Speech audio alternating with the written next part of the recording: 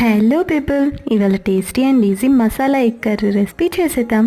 దానికోసం ఒక కడాయి తీసుకొని కొంచెం ఆయిల్ వేసి దాంట్లో దాల్చిన చెక్క, మిరియాలు, యాలకులు, పువ్వు, బగారాకు, లవంగాలు, మీకు నచ్చితే జీలకర్ర, ఎండుమిర్చి, వెల్లుల్లి రెప్పలు ఇవన్నీ కాసేపు గోలిన తర్వాత ఎండు కొబ్బరి తురుము వేసి గోల్డెన్ బ్రౌన్ కలర్ వచ్చేదాకా వేయించి మిక్సీ పట్టుకోవాలి. వీటితో పాటు ధనియాలు కూడా యాడ్ చేసుకోవాలి. నేను ధనియాల పౌడర్ యాడ్ చేసుకున్నాను. కడాయిలో కొంచెం ఆయిల్ వేసి ఉప్పు, కారం, పసుపు, ధనియాల పొడి వేసి బాయిల్ చేసుకున్న ఎగ్స్ ని కాసేపు గోలించుకోవాలి. తర్వాత అదే కడాయిలో కొంచెం ఆయిల్ వేసి ఆనియన్స్, అల్లం వెల్లుల్లి పేస్ట్ వేసి మంచిగా గోలిన తర్వాత టమాటోస్, కారం, ఉప్పు వేసి టమాటో మంచిగా ఉడికించిన తర్వాత మిక్సీ పట్టిన మసాలా వేసి కొంచెం వాటర్ యాడ్ చేసి కాసేపు మగ్గనివ్వాలి. ఆ తర్వాత ఎగ్స్ వేసి మంచిగా మగ్గనివ్వాలి.